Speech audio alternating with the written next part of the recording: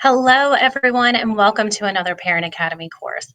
My name is Ashley Vandenmyrecker, a specialist with Parent Academy, and I will be bringing to you tonight the fundamentals of reading. This is for any struggling readers, and we'll go over some fun strategies to use to help keep them engaged and work on their comprehension, fluency, and phonemic skills as well. And these same strategies can be used for any of your readers, not just your struggling readers. So I'm going to go ahead and share my screen and we'll get started. There we go. Now, first things first, we're going to actually start with a pop quiz. This is not for a grade, so don't worry. You don't need to email your answers in or anything, but just something to get you thinking. So first question, you should start reading with your children beginning at 18 months of age. Is this true or false? What do you think? If you said that this statement is false, you are absolutely right. You should actually start reading to your child as early as 6 months. And really, there's nothing saying that you can't start even earlier than that. Dr. Seuss books are just one example of a series that's great to read to your toddlers. There's tons of repetition in each book, but also in the series of books themselves with words and rhymes, and it helps children become familiar with the words, both how they sound and what they look like. Our next question, true or false, making a few simple changes in reading routines and strategies will make a significant difference in my child's reading ability. What do you think? Can a small change or a few simple changes make a huge difference in your child's reading ability? Is that true or false? If you said true, you are absolutely correct. The smallest change in routine can sometimes have the largest impact. Having a variety of reading materials around the house or in the car, in the stroller, wherever we are, can make a big difference, just having it available to our students and our readers. Reading aloud, having a positive attitude about reading, all of that will help your child. We want them to see reading as something that is enjoyable and can be done for learning as well as for pleasure. We don't want them to see it as a chore or a punishment or just another piece of homework they have to complete. So all text actually began as pictures. And in this image, you can see how letters have evolved over time. Being fluent means being able to quickly and accurately identify the images or pictures that make up a word. And reading is the ability to understand what the words and phrases mean when we put them together. A fluent reader can read aloud easily and with expression. Now, these are examples of modern day pictures that are used in lieu of words. I'm sure when you look at this, you can see some of them and recognize them quickly. We have Walmart, Wendy's, Kentucky Fried Chicken, Starbucks, and McDonald's. Do you know what this last one is before I click on it? If you said that that was Burger King, you are absolutely correct. So from this, we can see we don't need to be able to read the words on the Burger King logo to know that it's the Burger King logo and that it says Burger King, even though it's not in English. Now, there are 5 essential components of reading, and they include phonemic awareness, which is the ability to recognize and use individual sounds to create words, phonics, which is understanding the relationship between written letters and spoken sounds, reading fluency, which is the ability to read a text accurately and quickly, vocabulary development, which is learning the meaning and pronunciation of words, and then reading comprehension strategies, which is where we acquire strategies to help us understand, remember, as well as communicate what we've read. So phonemic awareness, this is huge, especially in our little people. And one of the best things we can do to help them is just talk, talk, talk, talk, talk. The more words your child knows, the easier it will be for them to develop that phonological awareness. Just talk anywhere, everywhere about anything, silly stuff, real stuff. What do you see? I see a bird. Anything. It doesn't matter where you're at, home, car, store, just talk and get them talking with you. Read books and sing songs that rhyme as much as you want with your child, as much as you can tolerate it. Sometimes I know we get tired of hearing this same book over and over. I know when mine were little, we read Goodnight Moon. I don't even know how many times in a day, but we had the whole book memorized. So there's no limit. Just read books, sing songs, rhyme, rhyme, rhyme. Make them up as you go if you want to, but do it as much as you can with your children. It helps with that phonemic awareness. Now, Miss Mary Mack is probably a well-known little rhyme, and I know I certainly did it when I was a kid, and I did it with my kids, but it's an example of a song that shows the phonemic awareness because it has the easy rhymes and so much repetition in it. Again, read, sing anywhere you are with your children, while you're in the car, when you're holding them, at bedtime, before bedtime, while you're at the grocery store. Make up songs about the things that you see on the aisles or the fruits that you see and the colors that they are. Now, flashcards can have letter names, letter sounds, short words, or even pictures on them. They're fun to use for games at home or in the car. We used to, in my house, we would play memory. We would get 2 sets of flashcards and play memory with them. If it was nice outside, we would take them and set them up like on a chair outside or just even in the driveway. And then we'd use like water balloons and try and toss them at them and see who could get the closest to the right letter. There's all kinds of games and silly things, fun things that you can do, and also get the wiggles out for your kids at the same time. So word games that connect sounds with words and syllables are also a great game to play. So you can do BAT spells bat. Now, how would you spell cat? Clapping out word syllables, remarkable. 4 claps, 4 syllables.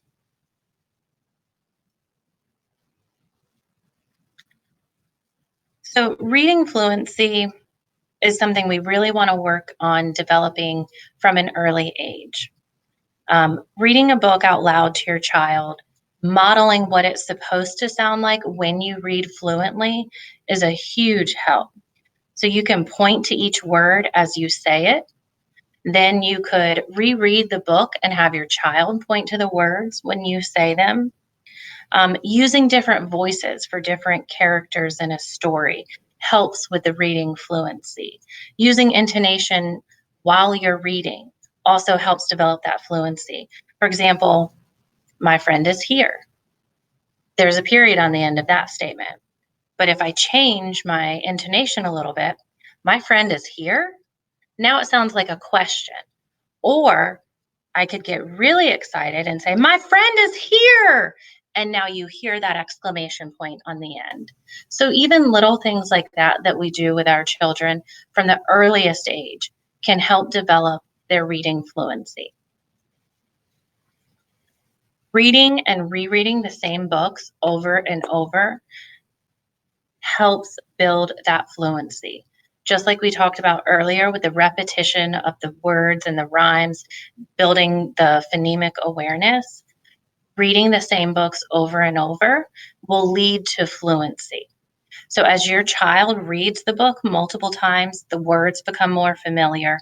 It will increase their vocabulary. They'll feel more confident as they begin to read it, and they'll feel proud of themselves as they do it. And the larger vocabulary we have, the better and faster our fluency is. So timed reading is not just for the classroom. It can actually be a fun and even a competitive way to practice fluency if you have more than one child. You can time them And make sure you have a book or a story that's on their reading level. Set a timer for 1 minute and you track how long your child is reading. If they make a mistake or skip a word, try to quickly correct it within that minute. But when the timer goes off, count the number of words that your child was able to read. And a fun way to do this, to sort of make it a competition within the household, is let siblings do it, chart their scores. How many words did they read in a minute the first time, then the second time, then the third time, and celebrate success.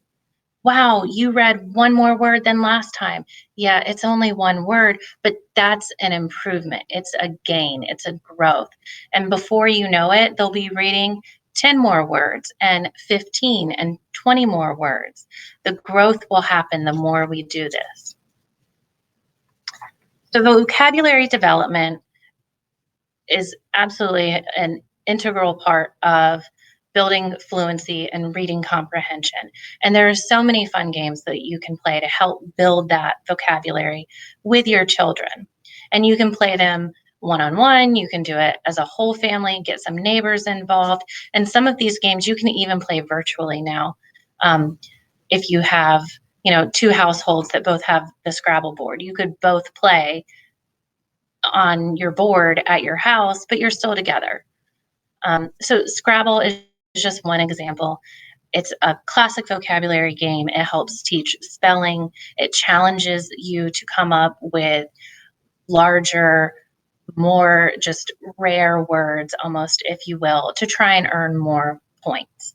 And a great thing, or a great way to utilize playing Scrabble during the school week especially, is that if your child has a word list to study, whether it's spelling words, vocabulary words, whatever it is, offer them bonus points if they use those words during the game. Or try to only use those words during the game and see what you can come up with. Upwards is a lot like Scrabble, but you actually stack the letters on top of each other to try and build new words. So if we had cat, then we would put a B on top of the C, and now we have bat. And this game is fun for kids who enjoy Legos or might be, a little reluctant to try a typical board game or Scrabble, which sometimes can feel intimidating to little kids. But this one is fun and a little bit more interactive. Apples to apples. This is a great word game. It uses nouns and verbs, adjectives, and adverbs. And this is a great game for the whole family. We play it at my house at least every other week. And so in this game, you have a dealer who gives each player an adjective or an adverb card. Players then play a noun or a verb card that they think matches that one adjective adverb card. And then there's a judge who chooses the best noun or verb card that they think matches the adjective or adverb card. So all of it is very subjective. So if your child is the judge, have them explain why they chose the winning card that they chose. Why do they think that that noun or that verb goes with the adjective or the adverb card the best? And if they're not the judge, then have them explain why they chose the noun or verb card that they chose to match that adjective or adverb card. So it's a fun game. It can be quick moving. It can take as much time as you want or need it to, but it also easily allows lots of conversation about vocabulary and words in a way that our children won't feel like we're pushing it on them or forcing them to do it. So reading comprehension strategies, there are so many, but we're going to talk about some specific ones in this presentation. Reading aloud is huge. It can be so much fun for you and your child. Whether it's your child reading aloud, It helps them have to slow down and think about what they're reading and what's the next word that's coming, but it also allows them to hear the words that they're saying. And so when you have your child read aloud to you, it really allows them to process what they're reading differently than when you read aloud to them, which is absolutely still a great option. Just right books are always right. So you can find out your child's reading level from their teacher, and they might actually already know it, but your child might actually know their reading level already. But you can get book suggestions from them. The library is a wonderful resource and has lists already developed of reading suggestions for each grade level, as well as different reading levels. Let's see, you'll know that the book is just right or an on level book if your child can read about 90% of the words that are in the book. If they read 2 pages and they struggle or don't know 5 words on each of those pages, then that book is probably not the right level. That's not what we would call a just right book. But when we have to stop and decode words to figure out what it is, it interrupts not just the enjoyment of reading, but it also interferes with our processing of what we're reading. And that affects our comprehension. Because if we aren't processing what we are reading, then we aren't going to be able to understand what we are reading as well as if we could easily read it. Supplement what your child is reading in class. If they're studying a specific theme in school, like space or plants, you can go to the library or even look in the library app and check out books or ebooks on specific planets or different plant systems and how the parts work together. Whatever it is, you can find something at the library and help encourage that love of learning at home. The library has an app that you can download ebooks to your reader if you have one or your phone.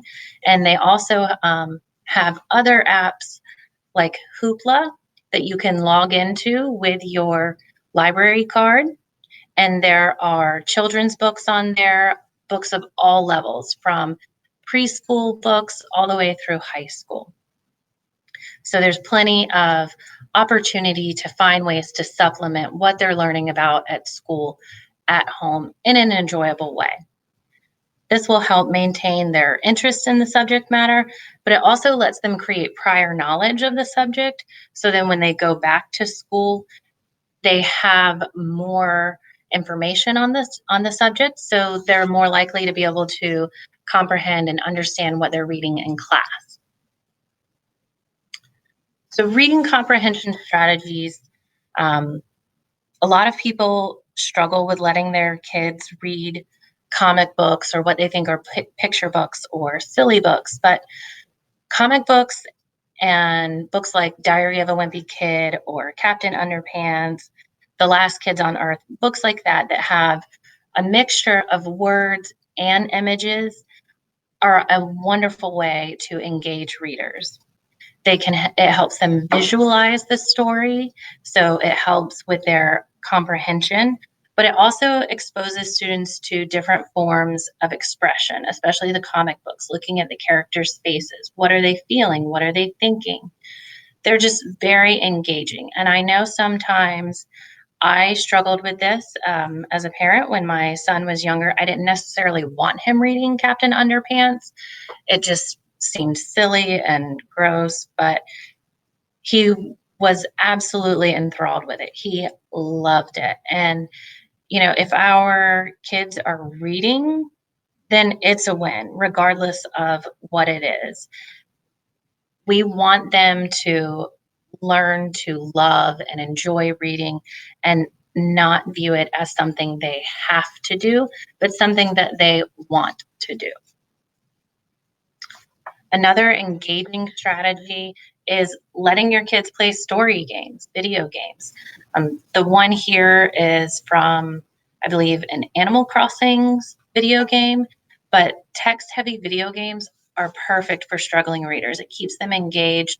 The story is changing, but they're also having to read the text, understand what's happening in the text, make choices, respond to it.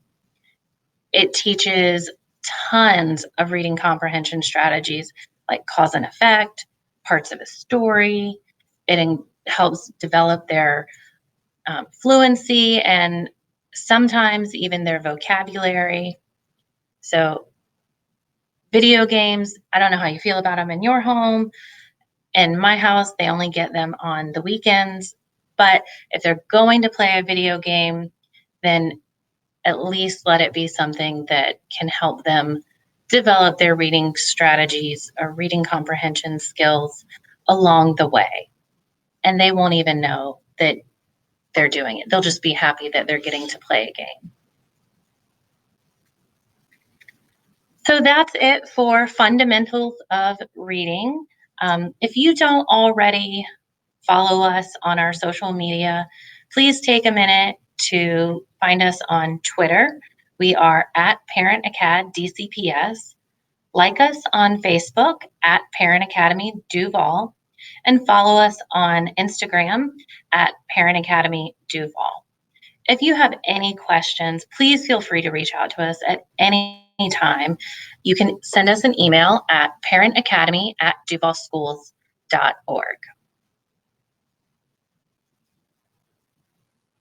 Thank you so much for joining me, and I hope you found this course informative and engaging and interesting. I hope you can use some of these strategies at home with your readers. We will see you next time. Thanks, Team Duval. Bye-bye.